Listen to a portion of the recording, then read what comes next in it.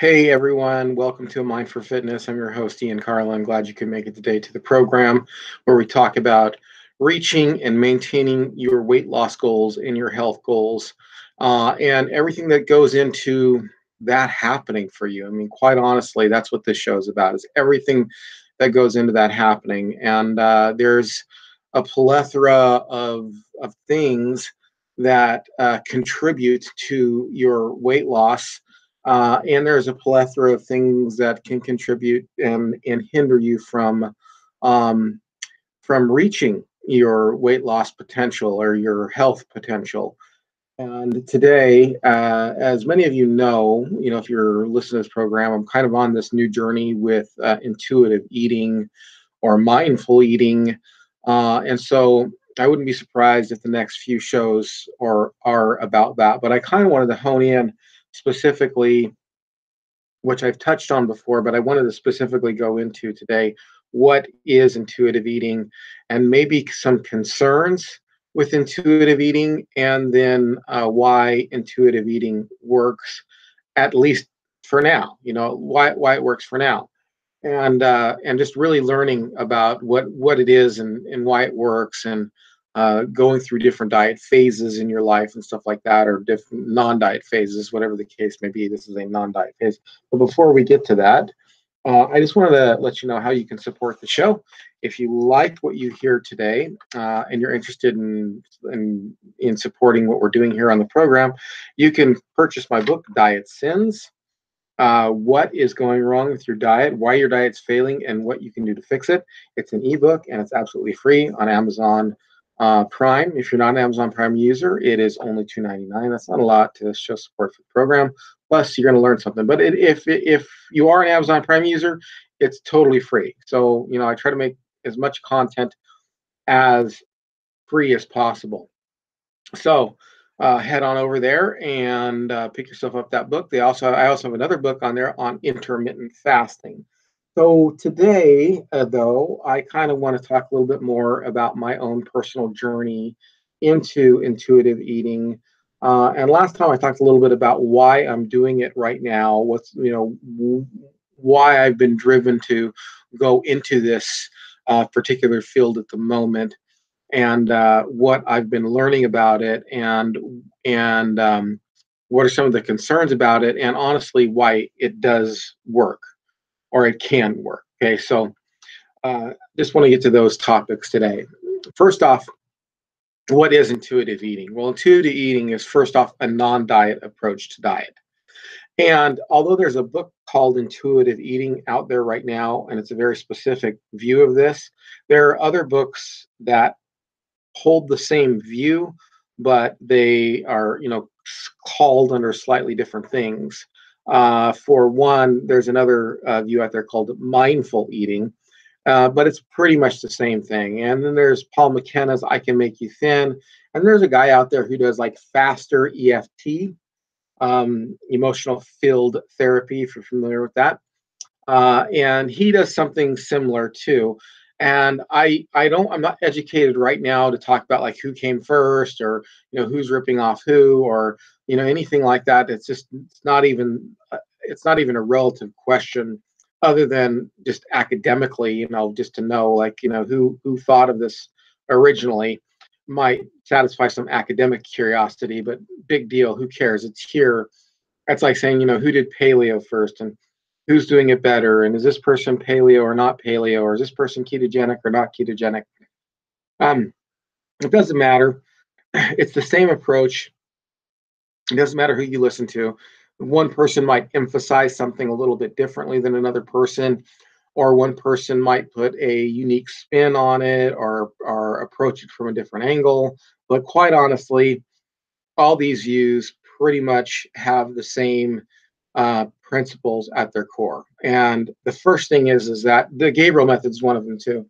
But the first thing is that dieting is the problem. Okay, so dieting, what is dieting exactly? Dieting is when you restrict either the amount of food you eat or certain kinds of food you eat, and they become taboo. Okay, an amount of food becomes taboo, or a certain kind of food becomes taboo. So, for instance, if you go to the low fat community, it's fat and calories. That's the big thing you got to look for out for. That's the boogeyman. Is fat and calories.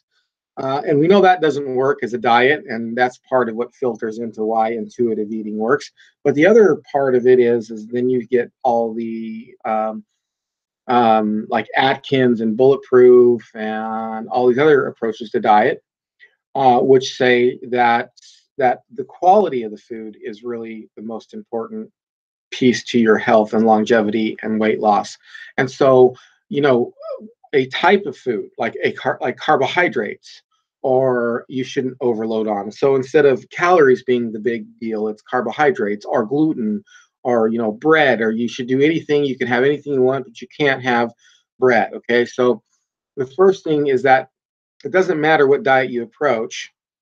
And by the way, I'm not saying that either of these don't have something to offer at times. I'm a big proponent of quality of food. We're going to get to that. Okay, we're going to get to that as to why this actually does work as a weight loss method, and what's good about it.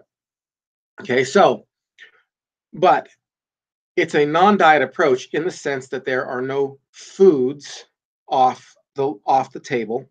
And then the other thing is that there is no set time of eating that's either on or off the table. So there isn't necessarily like an intermittent fasting or anything like that. There isn't necessarily like a 6 meals a day going to the other extreme. Each one of these extremes have some type of diet mentality to it, in which intuitive eating, it takes that off the table. The only really the only really alarm clock to when you eat is an internal alarm clock. And that's basically, if you're hungry, you're supposed to eat. Okay. And that will get you kind of in tune with your own biology and your own biological needs, and in tune with your own hunger. Now, I'd have to admit, as I actually said on the program last week, when you go to more the quality of food kind of approach and intermittent fasting and things like that, which is a great approach to do, you do kind of get more in tune with what actual hunger is versus non-hunger. Okay, that kind of gets you attuned to that a little bit more, because you're like, well, I feel a little bit hungry, but honestly, like 5 minutes, literally, like even 3 minutes later, you can be like, I really, I wasn't hungry. A little ghrelin was produced by my body, but that doesn't necessarily mean that you're hungry. You actually get attuned to your hunger a little bit more. But even if you're coming off of like you're not on any type of diet at all, you just eat what you want when you want, and you're overweight and you want to lose weight, this will help you, because you're really supposed to listen to your internal hunger signals, and to a degree your internal craving signals. So when you're hungry on this diet, you are supposed to eat. That's like the biggest rule. So when you're truly hungry, you are supposed to eat. So you're supposed to kind of check in with yourself to find out whether or not you're hungry. It's not necessarily a meal time or anything like that. It's when you're hungry. And what I found on this right now is that, and this will get into a little bit of why it works, and that is that intermittent fasting kind of happens naturally. I normally don't even get hungry until like noon or 1 or even 2 o'clock. And one day when I was on this diet, it didn't take me. I pushed myself a little bit, but not hard, and I went 20 hours before I was even really really hungry. Um, so you're supposed to eat what you want, okay? And then the second thing is that you're supposed to eat when you're hungry. And the second thing is you're supposed to eat what you want to eat. And you have to be, this is not, there's no food that's off the table. So if you say, oh, unless you have celiacs or something like that, there's not like, oh, you shouldn't eat bread, or you shouldn't eat, whatever. Really, if honestly you really want it, and this is part of what you have to check in with yourself is, do I really want this? Is this something that's going to nourish me? Is this something that's going to take away? And have a really enjoyable food experience. And if a carbohydrate is part of that food experience, enriching experience, then you are supposed to eat that. And it doesn't matter what it is. And then the third key, and I think this is probably where it's really important, and that is really enjoy your food, And by that, they basically mean like really eat slowly, like eat slowly, but it's not just eating slowly for the sake of eating slowly. It's eating slowly because you really want to enjoy your food. Okay. You really want to get those signals. Now, again, if you're like me, or like I was anyway, and that is that I think about food until it's time to eat food, and then I just shove it in my mouth. And part of my problem was is I was really living for my cheat day. And I don't have a problem with cheat days or anything like that, particularly if you're on that kind of protocol and it's serving you right now. It's all about what's useful for you. But quite honestly, I was eating so much on my cheat day that it was setting me back a little bit because I was thinking about my cheat day all the time. I was just like constantly like, oh, now some weeks weren't as bad as others, but I was like constantly, you know, oh, when's my cheat day coming up? When's my cheat day? I got, oh, I'll have that on my cheat day. And the cheat day would come up and I would just like, I would literally eat so much that I would be sick. So I have to say, let me just digress for a moment and say this. I've, I have eaten naturally less carbohydrates this whole 2 weeks that I've been doing this, with the exception of one day, which was Super Bowl Sunday. I allowed myself to indulge on that day. 2, 3 weeks now, something like that, that I've been involved in this endeavor to really do mindful eating. I've eaten way significantly less carbs than I did when I was having my cheat day. Because when you eat, you really enjoy your food. You really enjoy it. You slow down and you ask yourself whether or not you really like it. It's kind of coming back to the thought that I was having previously that I kind of abandoned. Now I got to come back to this thought, and that is that we don't we don't enjoy our food. We just think about it and then we shove it in our mouth. And the taste of the sweet, the taste of the salt, or whether you're craving the chips or that crunchiness or salt or the sweetness, you can just keep shoving it in your mouth, and it takes a while for your brain to go, man, that was awesome, that was great, and then you go, oh, I got this sensational feeling, I got this full filling off of this, and you can literally shove so much in your mouth, and I mean, like a terrible amount. So on this, you're really supposed to ask yourself if you're really enjoying that piece of cake or that candy or whatever, and whether or not you're truly hungry and it's something that you really super, super want. And it's nothing, again, nothing's off the table. So when you eat that, as I've discovered, there are many foods that I thought that I wanted, but I really didn't. I just thought that I wanted it because it was sweet and or salty. But then when I really started to eat it and really taste the flavor of it, there have been many foods that I've kind of given up naturally. And then the other thing is that when you're full, you stop. That's the last one. When you're full, when you're satisfied, you stop. Okay, and you reach for really satisfying foods. So that's the idea. Okay, that's the basic idea behind the whole program, is that you listen to that inner voice, you trust your wisdom, you honor your hunger, you honor your sense of fullness, you don't eat past satiety, and you don't worry about it, because really honestly, if you eat, and I've had this happen a couple of times, and it's been one of those things where I'm like, okay, I didn't do anything wrong, I've just got to trust this process, where I've been hungry, I've eaten, I stopped as soon as I was full. I ate what I want, but then like 20 minutes later, I was kind of a little bit hungry again, so I ate a little bit more. And there's nothing wrong with that. If that happens to you, you're not doing anything bad. So first of all, let me just say a couple things. You're not a bad person because you're hungry. Okay, you're not evil. You're not a horrible person. There shouldn't be any bad feelings associated, guilt feelings associated with hunger. You're not a bad person because of that. Second thing is you're not a bad person for wanting foods that are satisfying to your taste buds. you're not a bad person for that either. You're not a bad person because you want a carbohydrate, because you like bread, or you like um, crunchy, salty potato chips, or whatever.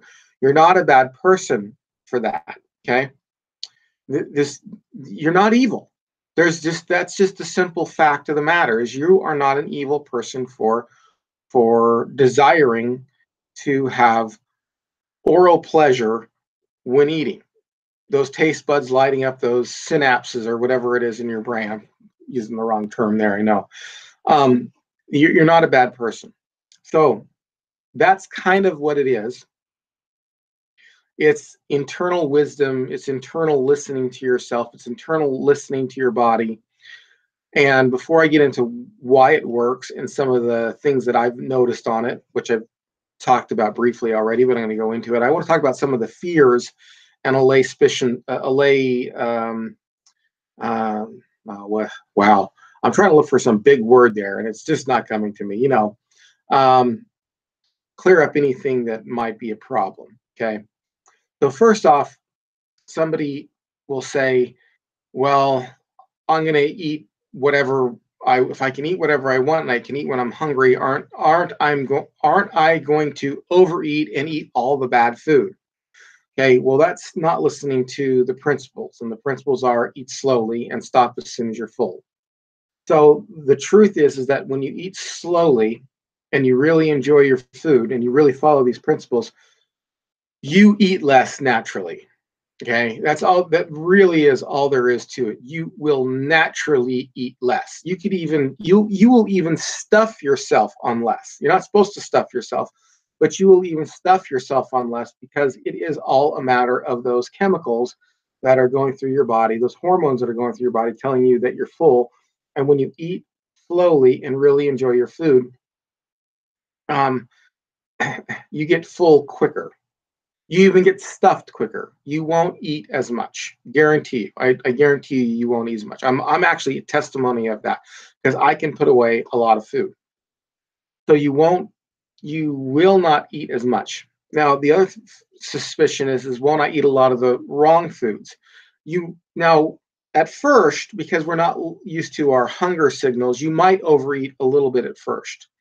But if you do what they're telling you to do in this intuitive eating, that that won't last for long, and you will seriously decrease. Your hunger, your appetite will naturally decrease, and you won't have to fight about it.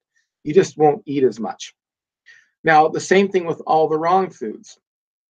If you truly taste it and ask yourself what it is you really want, I'm not going to say you're never going to want food that's sweet or pleasurable. That's not a bad thing. You're not a bad person because you want that.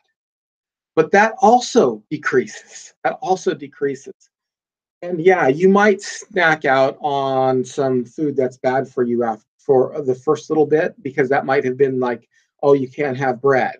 So, okay, you're really telling me I can have bread as long as I'm really hungry and I can eat it, and that's okay. It's not you're telling me, and I'm not supposed to feel guilty about it. Yep, as long as you eat it slowly, you really enjoy it, and you stop as soon as you think you're full. As soon as you think you're full, stop. Yeah, you might overindulge in a couple of things now and again. Okay, now and again you might overindulge on a couple of things, but that too actually decreases once you take everything into account. And then also what happens is that you start to actually naturally kind of crave more natural foods because you're not listening to just, oh, I want sugar, oh, I want salt. You're actually tasting the food and you're going, you know what? I actually get, instead of having like a candy bar, again, if you have a candy bar at first, that's fine.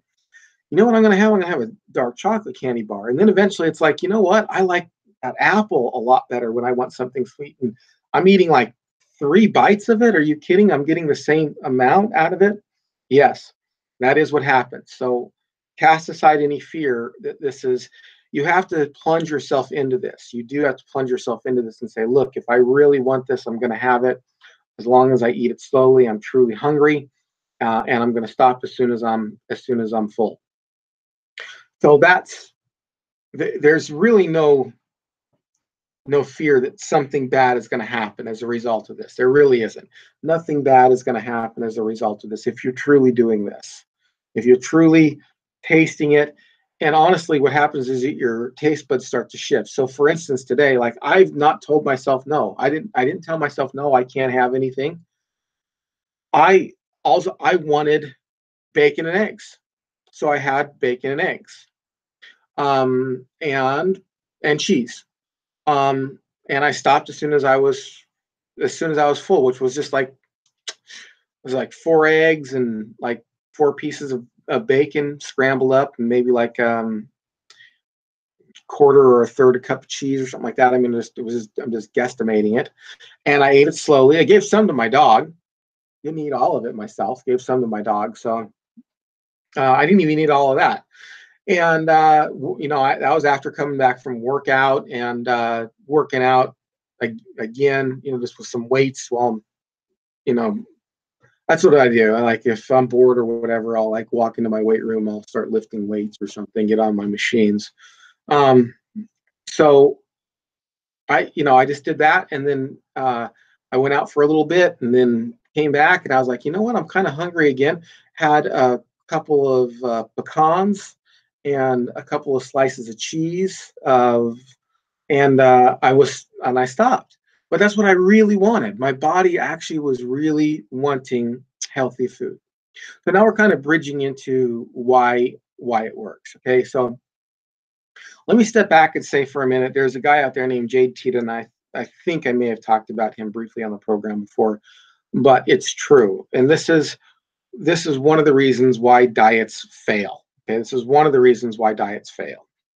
They fail in one sense in that if you're on a diet, you can't keep it because the cravings get so large. You have this big splurge and this big binge, and you feel like, you know, dung, and it's horrible for you. But the other reason diets fail is they stop working. Okay, they do stop working. I mean, that's just the truth of the matter.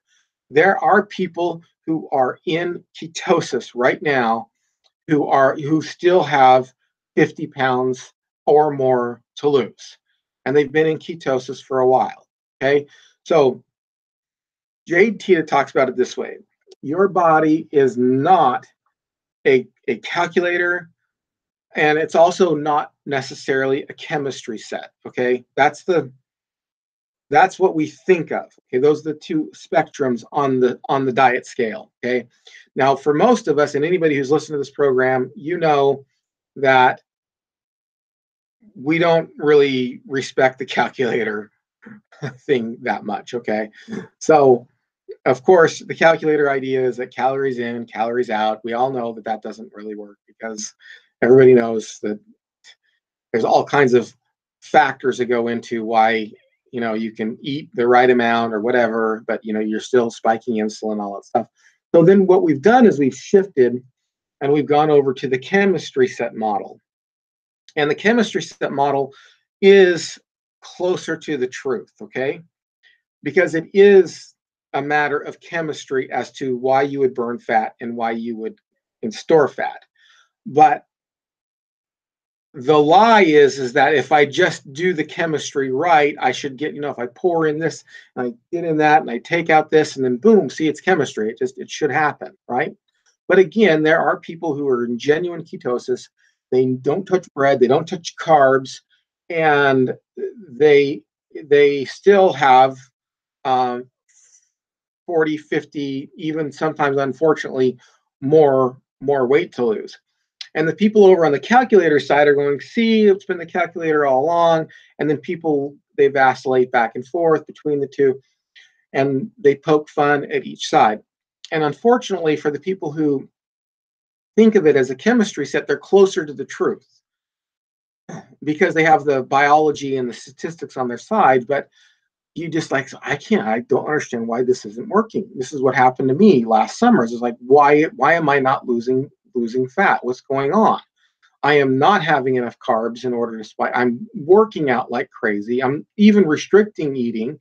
I'm not just restricting calories, but I'm restricting my insulin like crazy. So I should be burning fat, and I wasn't. It's neither one. Okay. Your metabolism pushes back on you no matter what. And this is honestly why diets like um, carb night solution and stuff work, or I forgot the name of that other diet that for that for where you do like 4 days of low carb and 5 days or in 3 days of high carb. I can't remember. There's a solution out there. There's a carb solution out there, and why diets like you know fasting 2 days and then eating like a normal adult the rest of the time, because you're kind of getting a mix of both. When you fast for 2 days and then you go back, but you're allowed to kind of eat what you want on your eating days. You're not restricting your carbs. You're getting both, the best of both worlds. Your metabolism will try to push back on you. I think even on this intuitive eating, it will happen. Again, it's like what I said last time on the program. It's a tool. You need to ride it out as long as it's working, and then stop. So why does it work? Okay, so well, it works because it works off of that principle. Your body's neither a calculator nor is it a chemistry set. Your metabolism is more like a springboard where you push down on one, like a trampoline. It will bounce back. It will try to bounce back. And the best way to get through that is to listen to what your body's saying, is to really listen to what your body's saying. Carbs are not the enemy, okay? Um, Fat is not the enemy. Man-made fats can be the enemy at times, okay? And man-made carbs can be the enemy at times. But even those, I'm going to talk about that in just a second. I'm not saying advocating you should eat those, but those are the true. Those would be, if there's anything that's an enemy, it's those.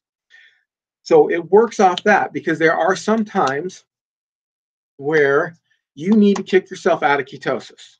Sorry for all you people who are just you're raging ketosis aholics out there. Let me just ask you the question: is your diet still working?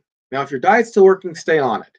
But if you're sitting there like, oh, I'm on ketosis, I'm in a ketogenic diet, or I'm only eating paleo food, or I'm only doing this, I'm only doing that, and eventually it'll stop working. Okay, so broaden your mind a little bit and understand that there are some times when it's okay to indulge in certain foods, and your body kind of lets you know when that is. Second reason why it works is because it takes the fight out of food. It's freeing. When you take all the food off the table, you naturally don't go into this famine mentality that, oh, I can never have bread again, or I can never have, if you're on from the other side, I can never have fat again. I don't normally give examples from that side, because I just kind of assume that most of the people that listen to me are either on some type of ketogenic or paleo type of diet. Okay, it takes the fight out. I remember, and I've said this before, but it's worth repeating. I would literally make myself wait until Saturdays for my cheat day. I would just, oh my gosh, and I would be thinking about that all week long. I'd be thinking about that. I'd just be like, oh my gosh, I can't. Well, I can't. I'm not going to eat it. I'm going to be tough. You're a tough person. You're mentally strong. You can do it. Let's do my tapping. Let's do my NLP techniques. Let's do it. And sometimes, and a lot of times, it would work. A lot of times, it would work, and I would resist. But then when I got to Saturday, my cheat day, I would go berserk. And sometimes it would set me back. Sometimes it wouldn't. Okay. Again, there's no exact science to it. It's more like art. And now that has been taken out of the equation. It's been totally taken out of the equation. I don't worry about it anymore. I don't sit there and worry about it. I asked myself, well, if I really want it, I can go ahead and have it. If I really want it, I can go ahead and have it. And guess what? Most of the time, this is why it starts to work. Most of the time, I really don't want it. Or if I have it, I have like significantly less. Now, sometimes it didn't work. Sometimes what would end up happening, because I work out a lot, as many of you know, I work out a lot.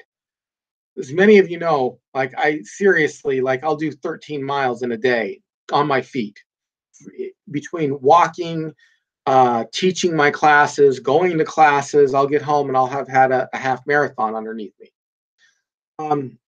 And sometimes I could make myself do it, but sometimes it would be like, middle of the week, Wednesday comes along, and I blew it. I had to have nachos, and I would have nachos, and then Saturday would come along. I'd be like, well, I won't cheat Saturday. Saturday come along, it'd be another cheat day. I'd have like a cheat meal and a cheat day.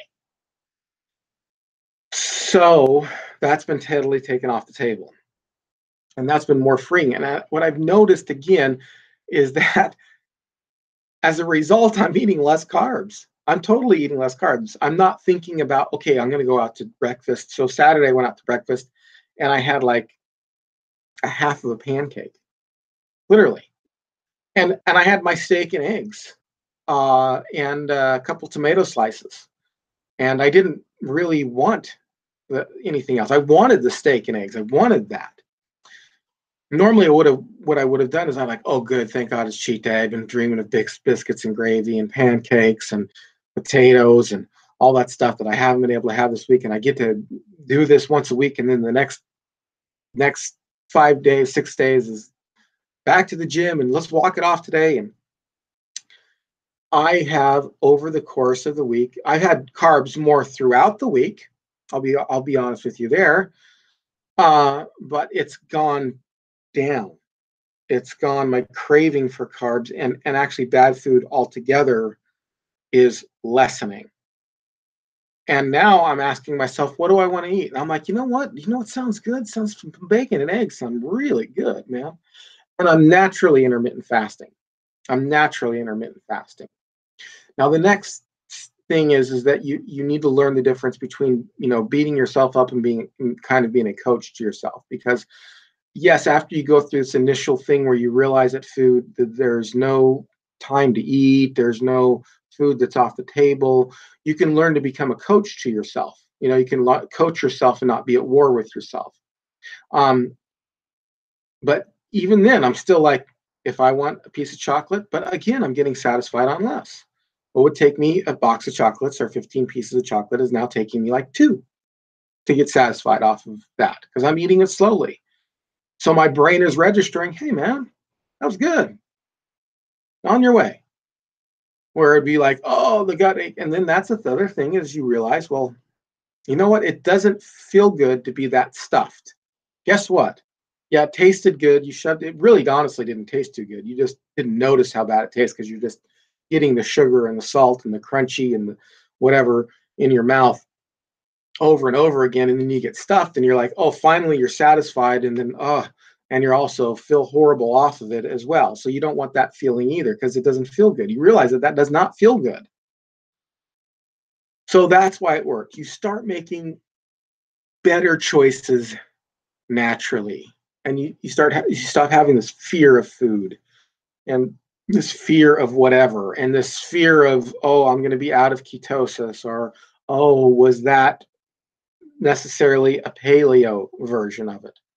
Honestly, this is another thing that's happened too, is I will, like when I want something that's sweet and I don't tell myself, I will normally just eat the paleo version of it first, or the more healthy version. Not sometimes I have to, caveat that, and I hope people understand this, that not every time something's quote unquote paleo, does that mean that it's necessarily good for you or whatever. But there are certain I'm not going to say any names, but there are certain products out there that are better for you than like white flour. But it's still, again, white flour is not off the table. It's not off the table. You want a pancake?